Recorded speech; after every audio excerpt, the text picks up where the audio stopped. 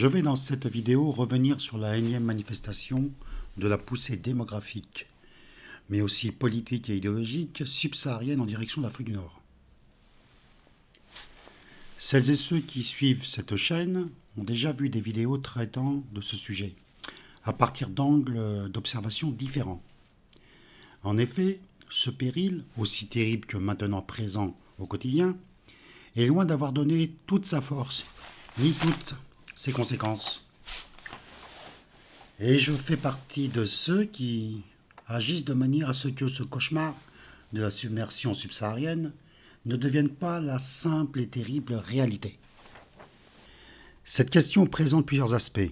Tout d'abord, l'aspect infrastructurel, c'est-à-dire qui ne relève pas d'une opinion plus ou moins arbitraire ou plus ou moins subjective, mais qui relève entièrement de la réalité matérielle, à savoir la réalité démographique. Le monde subsaharien est en voie d'explosion démographique majeure. D'ores et déjà, on en voit les effets, jusque dans la banquise au nord de l'Europe. Mais ce premier mouvement d'expansion démographique n'est qu'un moment dans le processus qui s'annonce encore plus puissant dans les années à venir. Ensuite, et en plus de celle de cette réalité démographique, il faut considérer l'ensemble des causes économiques, politiques et idéologiques qui accompagnent, justifient et encouragent ce chaos. Alors, je commence par la démographie. S'il y a un aspect à la question que nous traitons qui ne souffre d'aucune discussion, c'est bien la démographie. Les réalités actuelles sont claires et les projections d'ici 2050 sont nettes. Aujourd'hui, nous sommes dans la situation suivante. Il y a 1,1 milliard de subsahariens pour 91 millions de Nord-Africains. En 2050, selon les projections disponibles, il y aura 2,1 milliards de subsahariens et 110 millions de Nord-Africains.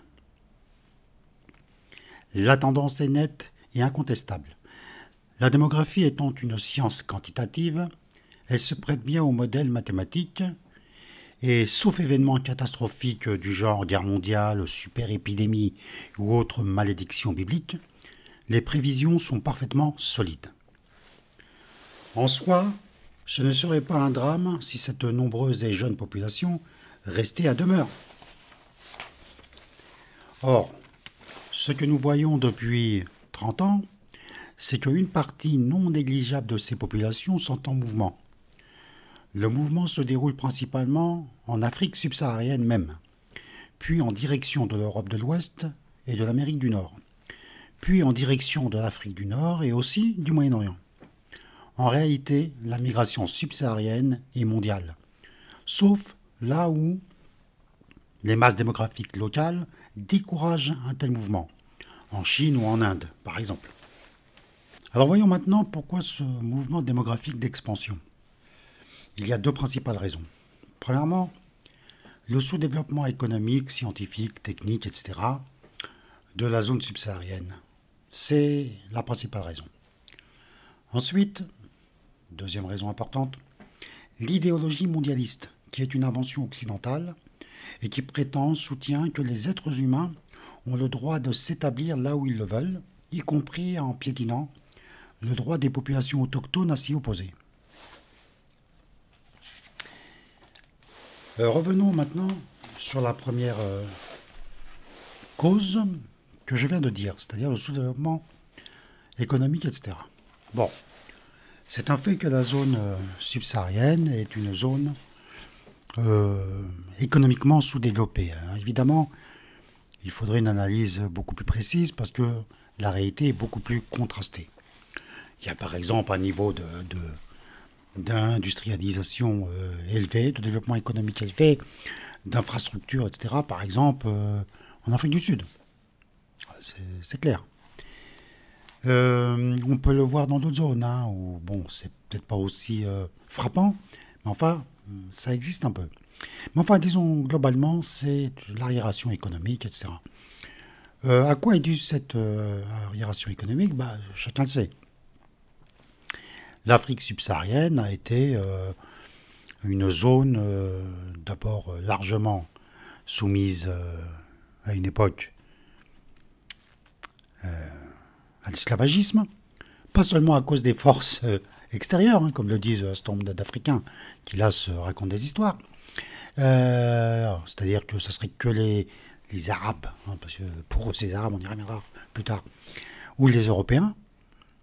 Non, il y a un esclavagisme interne. En dernière instance, l'esclavagisme n'a pu exister dans cette zone que parce qu'il y avait des Noirs qui en vendaient d'autres. Ça, c'est un fait largement documenté. Ils peuvent raconter ce qu'ils veulent. C'est un point. Alors, il y a ça. Il y a eu ensuite le colonialisme, qui a été un colonialisme vraiment prédateur et sauvage. Et il y a depuis les pseudo-indépendances, parce qu'il faut quand même faire remarquer que dans la zone subsaharienne, par exemple, si on prend tout ce qui faisait partie de l'Empire français, par exemple, je parle en Afrique subsaharienne, hein, aucun pays n'a obtenu son indépendance par une lutte armée, par exemple. Aucun pays, aucun. Ni le Mali, ni Burkina Faso, ni je ne sais pas, le Sénégal ou je ne sais qui. C'est jamais arrivé. Voilà. Et si on prend les zones anglophones, c'est pareil. Hein. Bon, il y a eu quelques mouvements. Au Kenya, les fameux Mau Mau. Enfin, bon, ça n'était pas non plus très puissant, mais bon, ça existe un peu. Les zones lusophones, hein, par exemple le Mozambique, l'Angola. Oui, il y a eu des mouvements armés de soulèvement anticolonialiste. Mais voilà. Hein. En tout cas, dans l'Empire français, dans les territoires francophones, par exemple, il n'y a pas eu. Dans les territoires anglophones, quasiment pas. Voilà. Ce qui veut dire que c'était des sociétés qui n'étaient pas encore construites. Hein. Si vous prenez un pays comme le Mali ou le Burkina Faso, vous voyez la situation.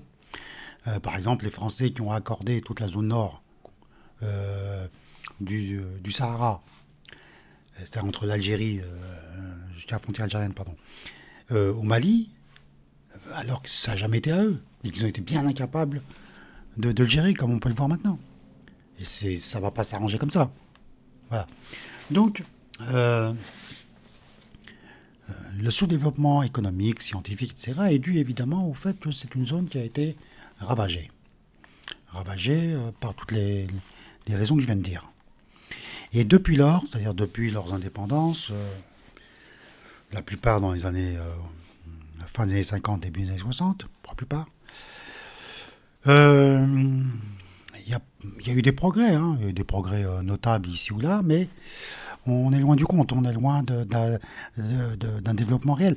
Si on compare la zone nord-africaine et la zone subsaharienne, je mets l'Afrique du Sud de côté. Il n'y a pas photo. Hein. Il y a une base économique, scientifique, technique, etc. très insuffisante, mal développée, etc. en Afrique du Nord, alors qu'elle n'existe quasiment pas du tout en Afrique subsaharienne. Ça, c'est une réalité. Et le problème sur le plan du développement économique, etc., c'est que ce qu'on voit en ce moment, c'est que la zone subsaharienne est juste une zone de nouveau partage. C'est-à-dire entre le partage colonial européen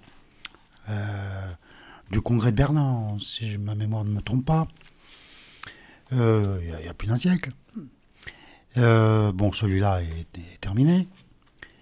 On passe à un nouveau partage où on voit arriver, depuis un bout de temps maintenant, les Chinois, les Russes même, les Turcs, les Indiens, les Israéliens. Et donc, voilà, c'est-à-dire qu'ils ont l'impression qu'ils sont en train de tomber d'une domination à l'autre. Alors, c'est sûr que ça ne va pas arranger leurs affaires. On le voit bien au Mali, on le voit au Burkina Faso, on le voit en Centrafrique, on se débarrasse de la France. C'est une chose, et ils ont leur raison. Mais si c'est pour ensuite se livrer aux Russes, c'est pas forcément une bonne idée. Hein ? Je ne sais pas si ça sera pire, mais enfin, j'ai du mal à penser que ce soit meilleur. Quant à la Chine, sa politique est claire, c'est une politique de prédation. Il ne faut pas non plus se raconter d'histoire. Alors évidemment, c'est moins violent, c'est moins grossier, ça n'a pas toute la profondeur historique qu'a eu la domination européenne. Mais enfin bon, voilà. Donc, c'est une zone de sous-développement majeur et zone dans laquelle se développe la démographie s'est développée de façon majeure. Voilà. Et donc ça, forcément, ça a des conséquences radicales. Hein. Quand vous êtes dans cette situation, vous avez une grosse population, vous n'avez pas les moyens de la faire vivre. Sans parler, je veux dire, sur le plan économique, de la faire vivre, mais sans parler de toutes les autres contradictions internes. Contradictions ethniques, contradictions religieuses, contradictions tribales, etc. C'est une situation extrêmement complexe. Encore une fois, il n'y a pas eu de processus politique de formation de nations, etc. Je veux dire, ils en sont encore à défendre l'idéologie coloniale qu'on trouve dans les résolutions de l'ONU, dans les règles de l'ONU. Par exemple, sur l'intangibilité des frontières, hérité du colonialisme. Bah ça ne va pas les arranger. Hein. Ça ne va pas les arranger. Les interventions massives, par exemple, prenez un pays comme le Congo, la République démocratique du Congo, qui est un pays très important, gorgé de richesses naturelles, etc.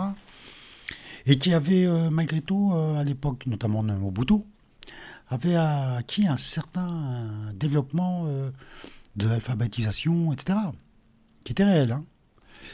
C'est-à-dire qu'en tout cas, Mobutu, son régime, et puis les régimes qui ont suivi la chute de Mobutu, par exemple, ont obtenu en matière d'éducation, d'alphabétisation, etc., en quelques décennies, infiniment plus que ce qu'ont fait les colonialistes européens. Ça, il faut leur rendre justice, hein, ils l'ont fait. Mais cette zone comme le Congo, qui pourrait être une zone très riche, etc., à tout point de vue, est livrée à la guerre civile et aux interventions étrangères. Celle du Rwanda, de l'Ouganda, soutenue par les Israéliens, par les Américains, enfin toute la zone anglophone contre la zone francophone. La France, bon, s'étant maintenant complètement, ayant totalement capitulé devant les intérêts anglo-saxons, bon, ne bouge plus.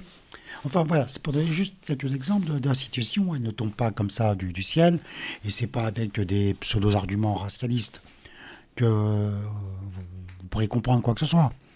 Ça sert à rien de dire, comme disent les racialistes européens par exemple, que c'est parce qu'ils ont un QI, les subsahariens ont un QI très très faible, qui sont dans la situation actuelle. C'est de la foutaise. C'est de la foutaise. Voilà. Il y a beaucoup de raisons. Alors, je ne vais pas faire l'analyse ici. De toute façon, il existe une vaste littérature pour expliquer tout ça. Mais c'est très important de comprendre que le sous-développement, plus la croissance démographique, bah, ça fait une espèce de bombe. Voilà, c'est aussi simple que ça. Ça fait une bombe. Et le problème, c'est que cette bombe, elle éclate en Afrique, déjà, en zone subsaharienne, mais elle éclate partout ailleurs. Voilà. Alors ça, c'était... Pour revenir, je répète, hein, je ne suis pas exhaustif cette question. Il existe une bibliothèque entière hein, qui traite de ces sujets. Hein. Voilà.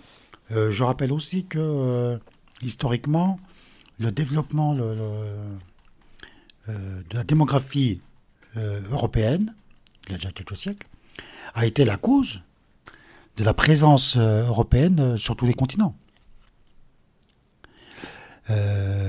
Les pays, par exemple, prenez un pays comme l'Irlande, qui appartenait à la Grande-Bretagne, à l'Angleterre, mais la forte immigration irlandaise en Amérique bon, est liée à la fois à un surplus démographique et à une crise économique, la fameuse crise de la pomme de terre, qui avait poussé les Irlandais à quitter leur pays.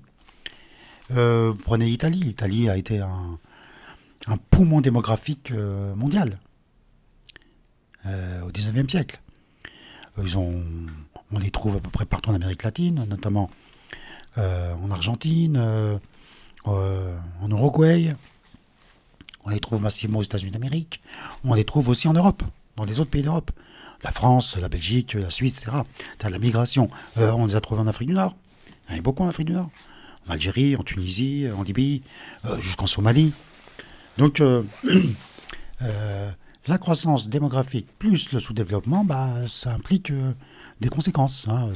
C'est à la fois banal, mais enfin, il est bon de rappeler cette banalité. Alors, ayant vu très rapidement cet aspect économique, il faut considérer aussi la deuxième raison. Parce que le développement démographique en Afrique, c'est une chose, mais arriver jusque, comme je disais tout à l'heure, sur la banquise ou en Suède, c'est autre chose. Il faut quand même d'autres moyens. Et c'est là qu'intervient la deuxième raison qui ont accompagné, encouragé l'immigration africaine, subsaharienne. C'est l'idéologie mondialiste, bien sûr. Cette idéologie qui s'est développée il y a à peu près 30-40 ans, hein, avec ce qu'on a appelé la mondialisation économique. Il ne faut pas oublier que tout ce processus commence à la fin des années 80. D'accord ? Alors, un tout petit peu avant la chute de l'Union soviétique, avec les premiers accords entre les Américains et les Chinois, sur quelques zones franches. En Chine, la chose a été possible par la victoire de Deng Xiaoping contre la bande des quatre, c'est-à-dire les maoïstes. Deng Xiaoping étant favorable à une remontée du capitalisme non étatique en Chine, tandis que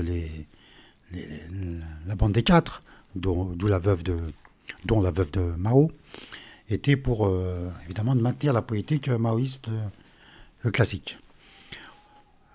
Il y a donc eu ça. Il y a eu ensuite la chute de l'Union soviétique et la mondialisation des marchés. L'idée étant, pour les capitalistes occidentaux, de se dire que maintenant que l'Union soviétique était tombée, le bloc soviétique avec, ils pouvaient enfin contrôler le marché mondial, puisqu'ils avaient également réussi à intégrer la Chine. Ils espéraient que ça allait continuer comme ça. Encore une fois, le capitalisme est mondial dans son essence. Il n'y a pas de différence entre mondialisation et capitalisme. Le capitalisme est mondial.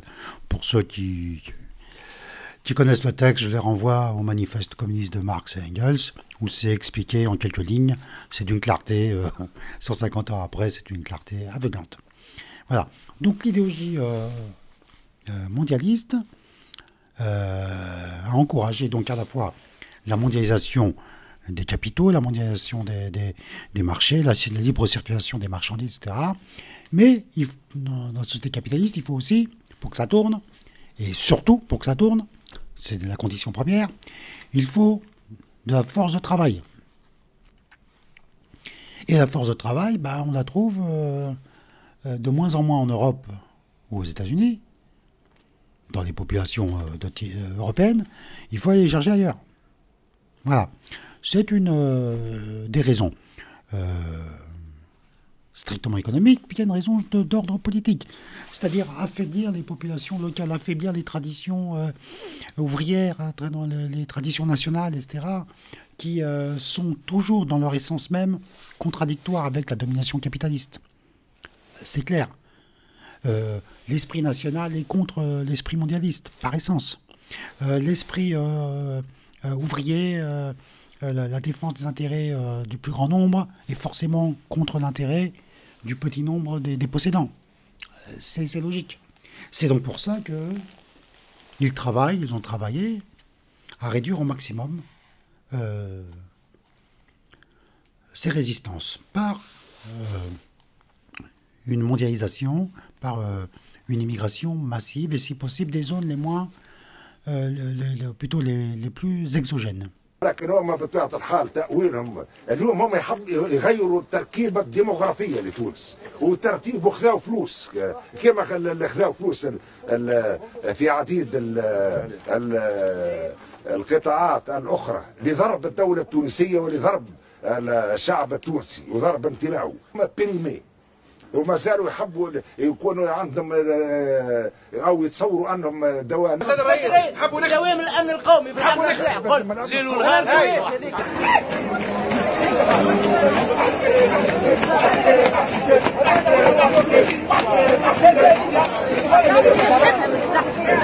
Alors maintenant, nous allons venir à ce qui a causé, ou plutôt qui a motivé cette vidéo. C'est donc la situation en Tunisie. Le long aparté que j'ai fait était pour expliquer la situation globale, l'arrière-fond. Mais maintenant, prenons un cas d'étude, en quelque sorte, immédiat. La semaine dernière, le président tunisien a fait une déclaration qui a été présentée, déclaration au sujet de la présence de subsahariens en Tunisie, présence vraiment très importante, je reviendrai dans un instant là-dessus,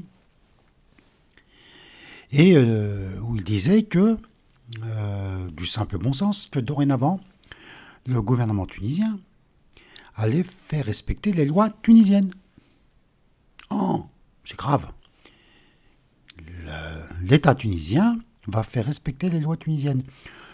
Juste au passage, je vous fais quand même remarquer que l'État tunisien fait respecter par les Tunisiens eux-mêmes les lois tunisiennes. Hein? Les tribunaux tunisiens, croyez-moi, c'est pas de la plaisanterie, la police non plus. Et les citoyens tunisiens pourraient en témoigner. D'ailleurs, comme les Algériens ou les Marocains. Hein? La justice n'est pas tendre. Duralex, sed lex, comme disait l'adage latin. La loi est dure, mais c'est la loi. Alors, il semble que pour les Tunisiens, c'est normal, mais pour des clandestins africains, c'est pas normal. Quand je dis africain, tout le monde a bien compris que je parle des subsahariens, naturellement, et que, évidemment, malgré moi, parce que des siècles d'usage déraisonnable de ce terme, de ce nom, font que africain maintenant renvoie aux noirs, alors que africain, ça désigne les nord-africains, bien évidemment.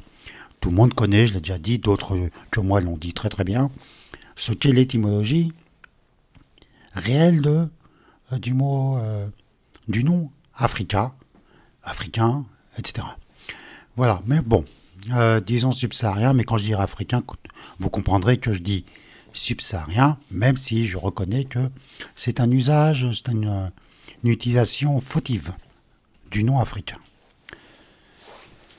Donc, le président tunisien a dû prendre des mesures en disant que les clandestins subsahariens en Tunisie n'étaient pas les bienvenus et qu'il fallait prendre des mesures après une longue période extrêmement laxiste. Il fallait passer forcément, hein, quand on laisse couler les choses, arrive le moment où forcément on prend des mesures un peu plus fortes. Forcément, c'est comme ça. Quand on a tordu le bâton dans un sens, eh bien, on le tend un peu trop fort de l'autre. Là, en l'occurrence, c'est même pas trop fort, c'est juste des rappels de principe. Les gens qui ne sont pas légalement, des subsahariens qui ne sont pas légalement en Tunisie, n'ont rien à y faire. Point à la ligne. Alors, ça, c'est le principe juridique général. Ça vaut pour la Tunisie, ça vaut pour n'importe quel pays du monde. Là où il y a un État, il y a des lois, on suppose qu'on est là, les lois, qu'elles soient bonnes ou mauvaises. Hein. Bon, on préfère qu'elles soient bonnes, mais enfin, même quand elles sont mauvaises, les lois doivent être appliquées. C'est comme ça. On peut changer les lois si elles sont mauvaises. Mais on les applique. On ne peut pas non plus les appliquer que pour ses propres citoyens et exonérer les autres. Ça, c'est pas possible, c'est pas acceptable. Bon. Donc, le président tunisien a annoncé un certain nombre de mesures pour reprendre la situation un peu en main. En réalité, il ne faut pas rêver, hein, hélas. Ça ne va pas renverser complètement la donne. Hein. Je signale que dans une vidéo que j'ai déjà faite, enfin j'en ai fait plusieurs sur ce sujet, j'avais déjà, c'était il y a 2 ou 3 ans, où le gouvernement tunisien, enfin le Parlement tunisien avait pris une loi contre le racisme, contre les Noirs. Alors ils avaient utilisé le subterfuge de faire croire que c'était pour défendre l'intérêt des Noirs tunisiens. Il y a des Noirs tunisiens, eux ils sont tunisiens, il n'y a pas de souci. Mais en réalité, c'était vite détourné pour faire l'apologie, et aider, justifier la présence des subsahariens, y compris illégaux, carrément illégaux. Voilà, c'est à ce niveau de démence on est arrivé. Bon, Alors donc le président tunisien fait savoir que la situation n'est pas bonne et qu'il faut quand même prendre quelques mesures pour arrêter la catastrophe. Mais en réalité, quand vous regardez bien la situation en Tunisie, vous voyez bien que c'est une situation gravissime. La Tunisie est dans une situation très très très difficile, il faut le savoir. La situation économique en Tunisie est catastrophique. Catastrophique. Et si ce n'était pas l'aide de l'Algérie, un peu de quelques autres États, mais très peu en réalité, la Tunisie serait déjà effondrée, complètement effondrée. Il faut le savoir, ça. La Tunisie est dans une situation très très difficile. Je ne vais pas expliquer pourquoi elle est dans cette situation, mais ça renvoie toujours au même.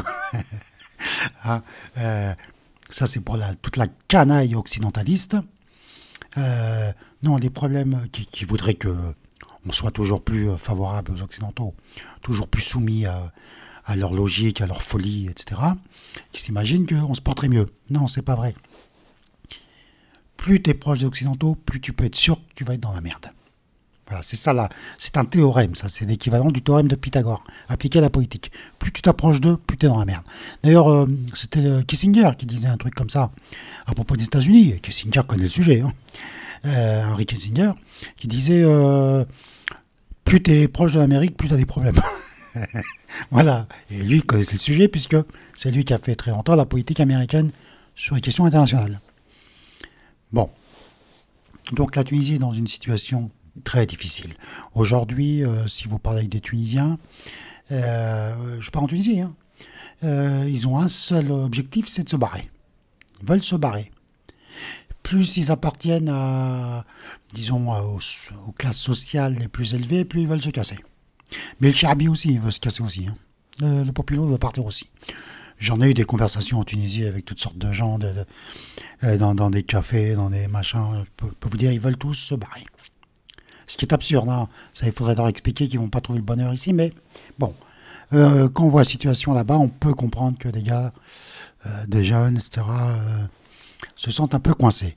Mais alors, devant ce désastre actuel en Tunisie, on va tout de même pas venir maintenant obliger le peuple tunisien, le gouvernement tunisien, à dérouler le tapis rouge à l'immigration subsaharienne. L'immigration illégale subsaharienne, qui, contrairement à ce qu'on dit, ne vient pas seulement pour pouvoir passer en Europe. Non, non, elle vient, elle y reste. Elle y reste. Parce que beaucoup de subsahariens vous disent, quand ils arrivent en Algérie, au Maroc, en Tunisie, ils te disent, mais c'est pas exactement l'Europe, mais c'est déjà beaucoup mieux que chez nous, c'est sûr. Voilà. C'est un but en soi. Moi, je veux dire, j'en ai vu dans des restaurants, etc., que ce soit à Tunis ou à Sousse, etc., où je suis allé, il y avait des Africains qui travaillaient. Et j'ai rien contre eux. C'est pas un problème d'être humain. Il n'y a pas de problème d'être humain. Mais dans un pays ravagé par le chômage, ravagé par la crise économique, etc., où il y a des pénuries sur tout. Alors, ils sont en pénurie, quoi, en permanence. Ils ont quand même pas que ça à foutre que de porter sur leur dos l'immigration subsaharienne. Il faut quand même être sérieux un peu. Donc, c'est le lieu de dire que, évidemment, le gouvernement tunisien a parfaitement raison de prendre des mesures. La seule chose qu'on peut espérer, c'est que les mesures qu'il prendra sur le papier, il les fera appliquer dans la réalité. Il doit être ferme, ne pas se laisser déstabiliser, ni par les commentaires stupides, par exemple de la presse française, ni par les traîtres locaux, sur lesquels je reviendrai tout à l'heure. Voilà. Ayant parlé de la Tunisie, on peut maintenant élargir rapidement à l'ensemble des pays d'Afrique du Nord, du Maroc, l'Algérie, et dire que, bon, en Algérie, disons que le gouvernement algérien, malgré tous ses défauts, dont j'ai déjà parlé, ou dont je vais reparler, sur cette question, il tient bien au moins sur les principes, il tient ferme. Même si dans la réalité, malheureusement, c'est déjà une invasion aussi. Mais comparé à la situation marocaine, par exemple, c'est encore sous contrôle. Espérons que ça dure. Espérons que des mesures plus fermes seront prises. C'est clair. Il n'y a pas de négociation sur cette question. Il faut tendre à zéro immigration subsaharienne. Je dis bien zéro. sauf celle qui sera autorisée légalement, mais elle ne peut être que très limitée. Pour les étudiants, pour voilà, éventuellement pour des hommes d'affaires, enfin pour des choses qui peuvent justifier une présence continue en Algérie ou en Afrique du Nord en général. Sinon, ils n'ont rien à faire là. Je veux dire, le chômage a ravagé complètement ces pays. Hein? Alors, on sait, par exemple, en Algérie, on fait travailler des gens, des subsahariens, à la place des Algériens. Pourquoi? Parce que les Algériens refusent de travailler pour des salaires vraiment de merde, qui sont absolument... qui ne permettent pas de vivre du tout dans un pays comme l'Algérie. Les subsahariens, ils les prennent. Ça devrait être interdit par la loi. Ça devrait être réprimé durement par le gouvernement. Parce que si tu laisses faire des capitalistes, qu'ils soient grands ou petits, c'est toujours la même histoire. Il fera travailler n'importe qui contre son propre compatriote. Il doit être puni pour ça. Puni. Et durement en plus. Bien. Alors, la situation en Algérie, comme je disais, elle est relativement sous contrôle, mais c'est toujours... il faut dire ça avec des pincettes. Hein. La situation marocaine, bon, est catastrophique. Hein. J'en ai déjà parlé dans d'autres vidéos, mais depuis lors, ma foi, ça ne s'arrange pas. Ça ne s'arrange pas. Et en plus, au Maroc, le pouvoir l'assume. Hein. Le roi et la famille royale l'assument. C'est-à-dire que les Marocains, ils iront se faire tuer un œuf. Hein. C'est tout. Ça se rajoute, c'est comme la reconnaissance d'Israël, c'est comme etc. Ça se rajoute, c'est encore un truc en plus. Voilà, ça c'est une catastrophe. Alors je prendrai maintenant, parlerai très brièvement de la Libye. En Libye, comme vous le savez, la situation s'est modifiée avec la chute de Kadhafi. Alors la chute de Kadhafi, c'est toutes sortes de choses, hein. Il y a toutes sortes de choses à dire, etc. Ce que je ne vais pas faire ici. Mais s'agissant de la présence subsaharienne, qui était encouragée par Kadhafi, il faut dire les choses comme elles sont, encouragée par Kadhafi, maintenant elle a été quand même dans des conditions parfois horribles, hein. Il faut dire des choses. Hein. Mais la guerre, c'est jamais le meilleur moment pour se comporter avec délicatesse. Hein, c'est évident. La situation de la présence des subsahariens s'est quand même modifiée. C'est-à-dire que c'est plus du tout un pôle d'attraction, la Libye. Et franchement, c'est pas plus mal. C'est terrible pour ceux qui, malheureusement, parmi ces subsahariens, ont pu tomber dans des situations dramatiques. Mais c'est assez compréhensible. C'est-à-dire, un abus dans un sens entraîne un abus dans l'autre. Mais quoi qu'il en soit, c'est plus trop un lieu d'attraction, même s'il y a encore des passeurs, etc. Mais c'est vraiment une zone de transit hein, pour arriver en Europe. Voilà. Alors, ayant traité tous ces aspects, il faut quand même revenir sur un aspect extrêmement important et vraiment capital. Alors, dans sa déclaration, mais c'est pas la première fois, hein, là on parle de la Tunisie, mais on pourrait parler d'autres cas précédents, et je peux vous annoncer les cas qui viendront à l'avenir. On voit, dans le cas actuel avec la situation en Tunisie, la manifestation tout à fait habituelle des mêmes collabos, des mêmes crapules, des mêmes abrutis, il faut bien le dire. Encore, je reste extrêmement modéré. Bien. Il y a dans les collabos en Afrique du Nord 2 catégories. Je les ai déjà dites, mais je reviendrai dans d'autres vidéos, mais je recommence à l'instant. Il y a ce qu'on peut appeler les islamo-dingos, d'une part, et il y a les modernistes occidentalistes, d'autre part. Ces 2 catégories de collabos s'opposent aux politiques des gouvernements. Par exemple, là, en ce moment, protestent contre le président tunisien parce que il prend ou il annonce ou il fait savoir qu'il veut s'opposer à ce qu'il a annoncé lui-même comme une possibilité de changement de population. En fait, c'est ce qu'il a dit. Compte tenu du fait de la poussée migratoire actuelle, sans parler de celle qui va arriver. Parce que, comme j'avais dit au début de cette vidéo, Nous sommes au début du phénomène. On n'a pas encore tout vu, hein, loin de là. Et tout laxisme se paiera très très très cher. Bon. Alors, les islamo-dingos et les modernistes occidentalistes sont d'accord sur un aspect des choses, c'est que ils sont contre toute espèce de restriction à l'invasion. Ah, disons, ils collaborent à l'invasion, point à la ligne. Disons les choses directement. Alors, ils se cachent derrière des discours différents, plus ou moins différents, mais enfin, le résultat est absolument le même. Alors, prenons les islamo-dingos. Eux, c'est très simple. Du moment qu'un subsaharien est musulman, ils ne voient pas d'inconvénient à ce qu'ils viennent dans un autre pays qu'ils appellent musulman. Voilà. Pour eux, musulman. Si tu es musulman, tu vas où tu veux.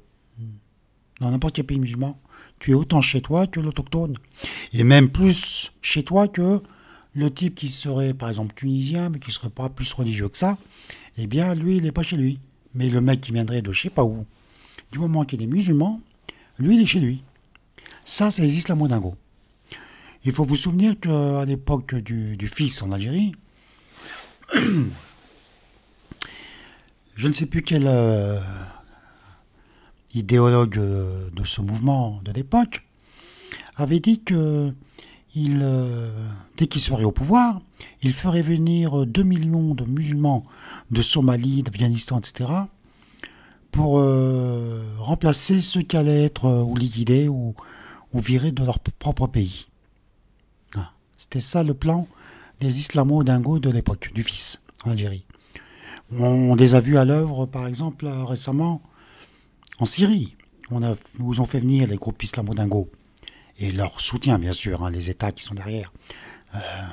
Les États de la péninsule arabique, notamment l'Arabie Saoudite et les Émirats, et leur chef suprême, c'est-à-dire les États-Unis d'Amérique.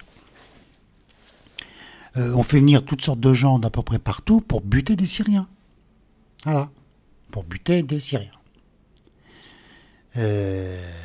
Voilà à quoi ces gens collaborent. Et là, en l'occurrence, ils continuent. Hein, ils font la promotion de l'antiracisme islamique. Parce que l'islamisme tel qu'il existe aujourd'hui est un antiracisme. C'est un confessionnalisme. C'est-à-dire qu'il maintient des distinctions entre les gens sur une base religieuse, confessionnelle, mais pas sur les bases ethniques, par exemple. Hein? Donc un noir, un subsaharien, du moment qu'il est musulman, et si possible, s'il appartient à la même secte que lui, eh bien il est plus légitime qu'un type qui est chez lui depuis toujours, mais qui n'appartient pas à sa putain de secte. Voilà. Ça, c'est des islamo-dingos. On les voit, je veux dire, malheureusement, il suffit de se promener dans les rues, par exemple en France, pour voir le résultat. Hein.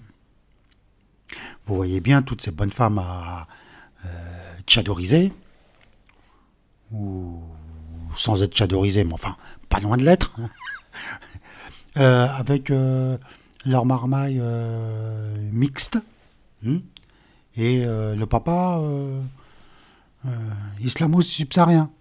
Voilà, on voit ça partout maintenant. C'est pas un cas, parce que oui, ça pourrait exister, un cas, deux cas, bon, c'est des choses qui arrivent. Mais là, c'est systématique. C'est systématique. Et malheureusement, c'est aussi un truc, je suis désolé pour nos frères marocains de le dire, hein, mais c'est quelque chose que je vois beaucoup avec les Marocains. Pas exclusivement qu'avec eux, hein, ça serait faux de dire ça, mais malheureusement, on le voit un peu trop souvent. Mais les autres aussi, hein, ils sont de plus en plus atteints. Hein. En tout cas, ce qu'on peut dire, c'est que l'idéologie des islamo-dingos, c'est une idéologie de collabo. Pas seulement sur la question migratoire, mais pratiquement sur toutes les questions. Ce sont de fait des traîtres. C'est comme ça. Bon, je ne vais pas insister plus longtemps sur leur cas, mais c'est absolument dramatique. Maintenant, j'en viens aux autres qu'on entend beaucoup ces derniers temps, qui sont les modernistes occidentalistes. Ceux-là, bon, alors eux, c'est très simple. Hein. Tout ce qui vient d'Occident, ils le prennent, ils le mangent. Alors, c'est l'antiracisme, entre guillemets, parce que l'antiracisme n'est pas de l'antiracisme. L'antiracisme, c'est de l'immigrationnisme. Celui qui croit que l'antiracisme, c'est le contraire du racisme, n'a rien compris. Bon, c'est pour les faibles d'esprit, hein, ça. Hein.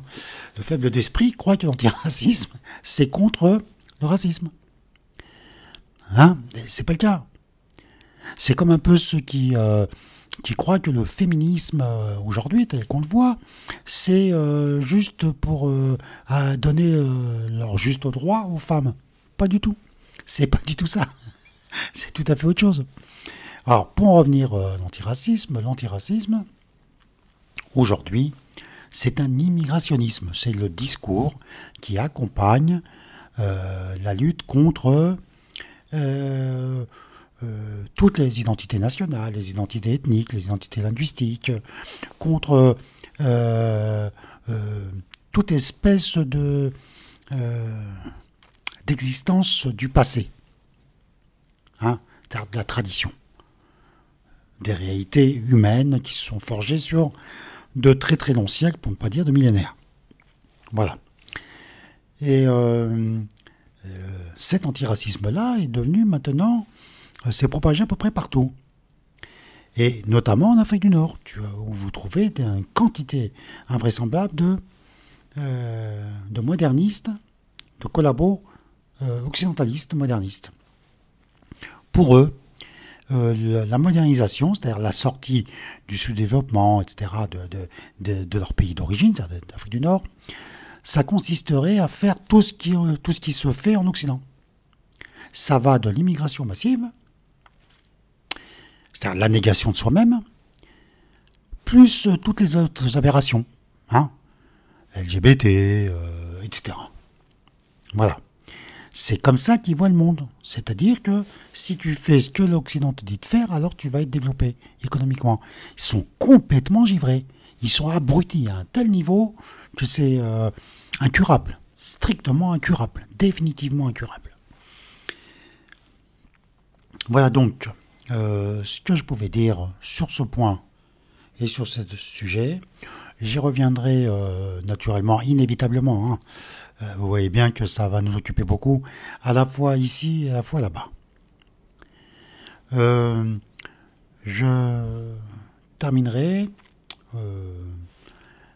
cette vidéo en parlant maintenant des justifications apportées par des subsahariens eux-mêmes, qui se sont déchaînés. Hein. Je ne sais pas, vous avez vu sur les réseaux sociaux, etc. C'est un déchaînement. Et alors, il y a eu aussi, il faut le dire, hein, faut être très juste, il y a eu aussi des Africains, enfin des subsahariens, qui ont très clairement expliqué et compris la position telle qu'on peut la voir en Afrique du Nord, par exemple. Et qui, évidemment, ne réduisent pas toutes ces questions à du racisme ou à de l'antiracisme. Ils savent bien que ce n'est pas le cas. C'est autre chose. Mais enfin, pour la partie des Africains, des subsahariens qui se sont déchaînés, qui continuent de se déchaîner contre l'Afrique du Nord, on trouve plusieurs aspects. Alors, il y a ceux qui sont juste antiracistes, encore une fois. Le fait de leur dire non, tu n'es pas spécialement bienvenu chez nous, c'est déjà du racisme. D'accord ? Là, c'est vraiment la version la plus simplette, la plus sotte de l'antiracisme. Mais en fait, c'est ça. Hein. L'antiracisme, ça revient à ça. Tu n'as plus le droit de dire non à quelqu'un. Voilà. Mais alors, ce qui m'intéresse là, c'est plutôt la montée d'un type d'argumentation de subsahariens qui est d'expliquer, j'appellerais ça la postérité de Chiranta Diop. Hein, cette postérité qui explique, sur l'afrocentrisme, qui explique que l'Afrique du Nord est à eux. C'est-à-dire que l'Afrique du Nord, c'est un monde noir. On ne sait pas quand, mais un jour ça a été noir et que des Blancs, des Blancs seraient venus là, mais on ne sait pas trop d'où, seraient venus là, soit d'Europe, soit d'Arabie, seraient venus là et auraient chasser les Noirs. Évidemment, tout ça, c'est du délire de A à Z. Mais tout est un délire chez les afrocentristes. Hein. C'est du grand n'importe quoi de A à Z. Ça Cheikh Anta Diop, quand on pense qu'ils lui ont donné le nom d'une université à Dakar, au Sénégal. Ils donnent le nom à un imposteur pareil. Le nom d'une université, qui normalement a lui réservé un minimum de savoir sérieux, scientifique. Eh ben non. C'est du Cheikh Anta Diop.